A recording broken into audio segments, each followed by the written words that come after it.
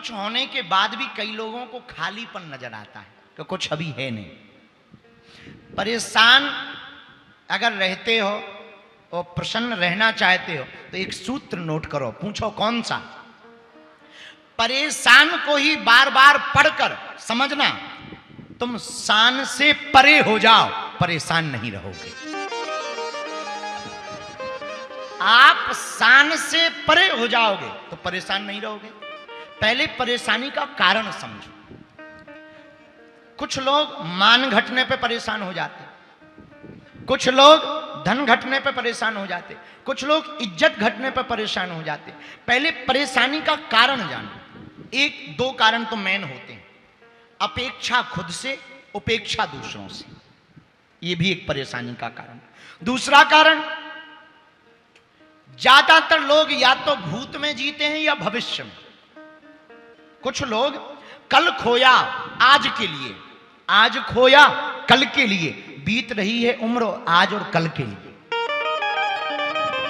कुछ लोग भविष्य में जीते, कुछ लोग भूतकाल में जीते। मेरे पागलों और विनीत कुमार जी, एक बात नोट करना, अगर तुम्हें परेशानी से बचना है तो भविष्य की चिंता को त्याग दो और भूत का पछतावा छोड़ दो, वर्तमान में जीना प्रारंभ कर दो।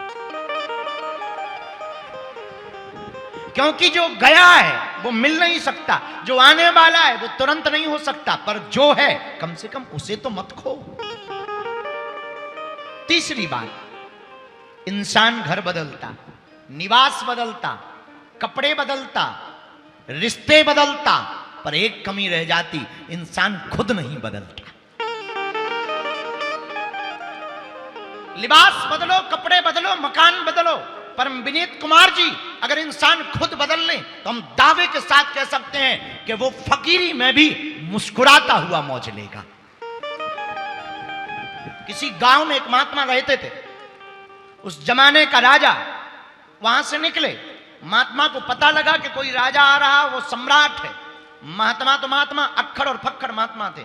महात्मा रास्ते में जाकर के लेट गए, हाथ का तकिया बनाया, जमीन पर लेट गए। और जैसे ही जमीन पर लेटे तो सम्राट का विमान, सम्राट का जो वाहन था वो आया। मंत्रियों ने कहा, ए बाबा उठ, तुझे पता है इस रास्ते से कौन गुजरने वाला है? महात्मा बोले कौन? बोले सम्राट गुजरने वाला। महात्मा बोले सम्राट से जाकर बोलो अभी दुनिया का महासहिंसाय आराम फरमा रहा है, वो थोड़ा देर से आ।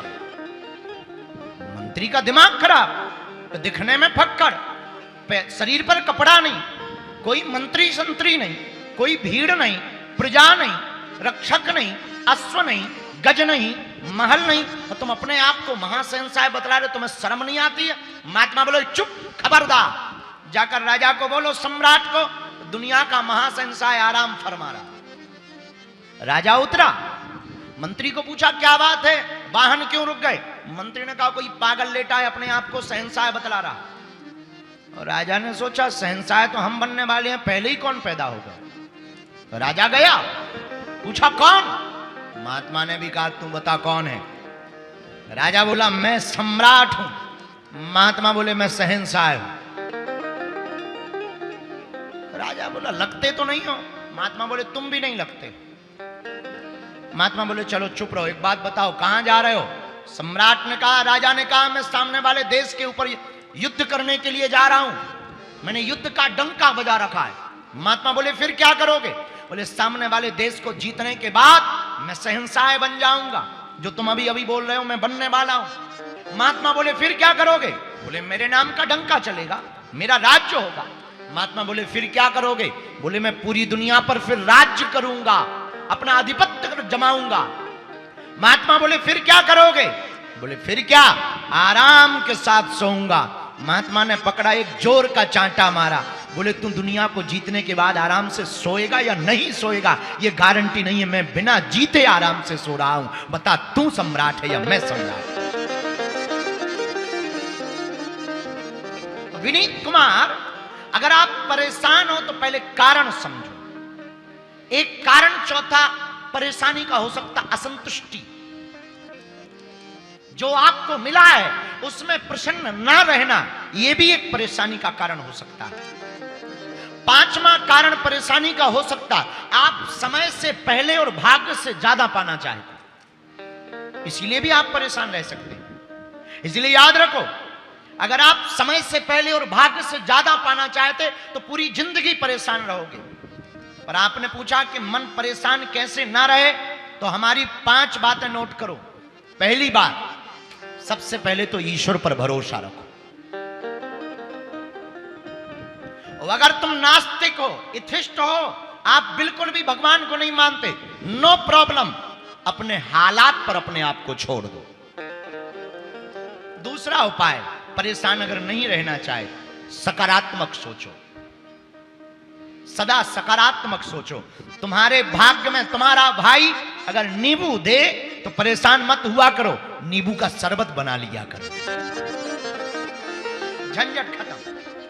अगर तुम्हारे भाग्य में किसी ने नींबू दे दिया, काट करके शरबत बनाओ और भाई के ही सामने लुगाई को बैठा के पियो। अगर तुम्हारे जीवन में कोई गड्ढा खोदे तो रोया मत करो कि उसने हमारे लिए गड्ढा खोद दिया, एक पीपल का जाके पेड़ लगा दिया करो। पर परेशान मत हुआ करो। विनीत कुमार, अगर तुम्हारा दूध फट जाए तो रोया मत करो कि मेरा भाग्य खराब है, दूध फट गया, पनीर बना लिया करो और खाया करो। विनीत कुमार, अगर तुम्हारा घी सीधी उंगली से ना निकले तो टेढ़ी उंगली मत करना, घी को ही गर्म कर लेना। सकारात्मक सोचो, पॉजिटिव सोचो।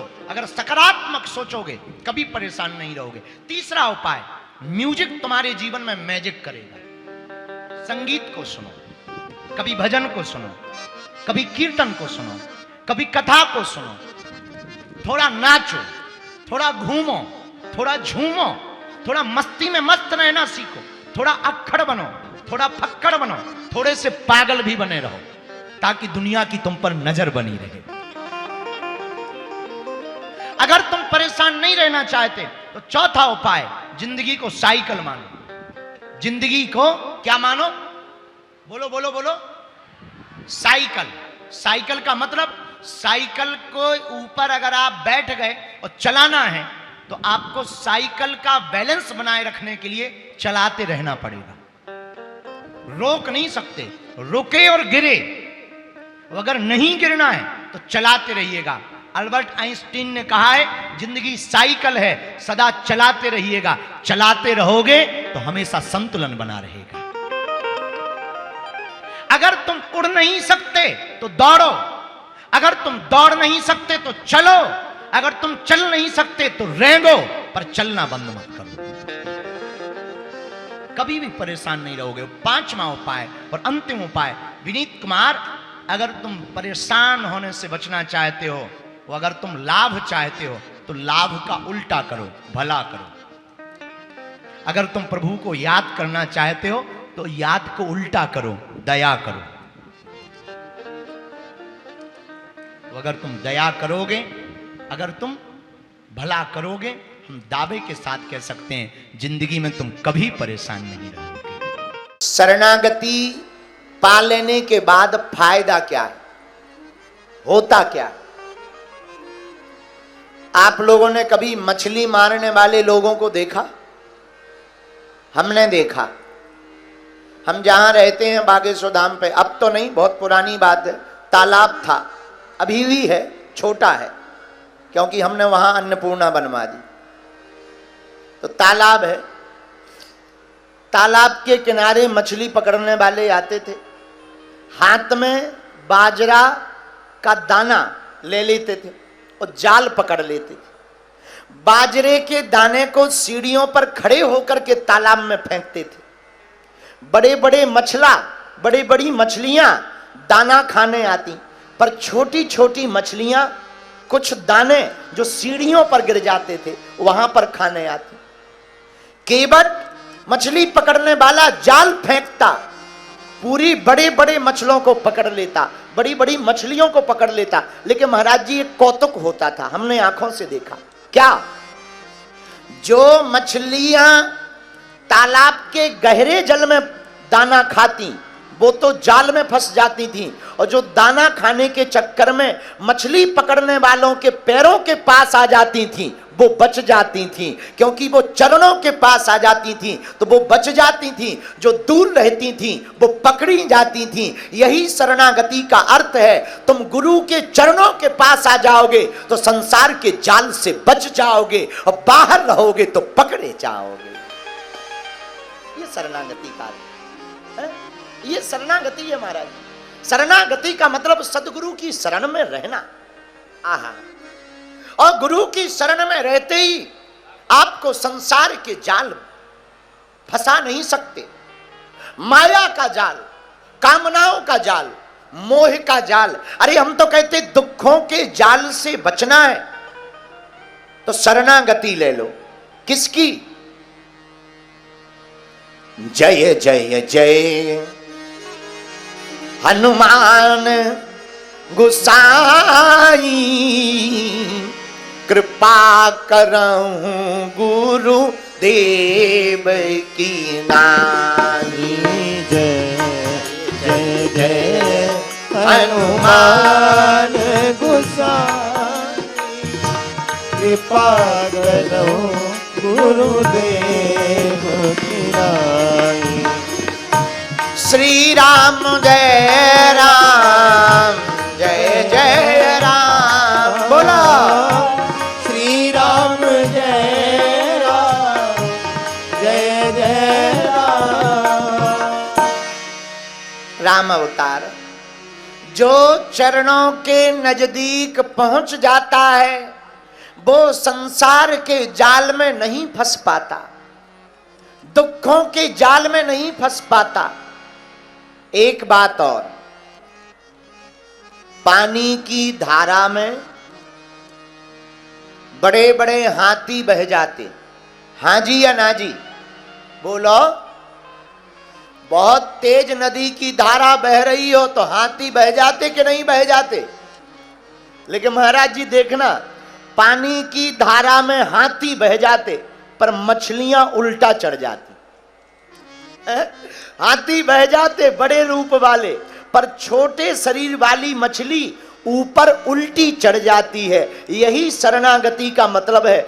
मछली ने पानी में शरणागति ले ली तो वो धारा के विपरीत भी चढ़ जाती है। उसी प्रकार तुम अगर भगवान की शरण ले लोगे तो संसार में उल्टे भी चलोगे, तब भी तुम्हारा सम्मान बना रहेगा। ये शरणागति है। इसलिए शरणागति किसकी लेनी है? एहा जय जय जय जय जय हनुमान गोसाई, कृपा करहूं गुरुदेव की नाई। एहा जय जय जय हनुमान गोसाई, कृपा करहूं गुरुदेव की नाई। श्री राम जय राम,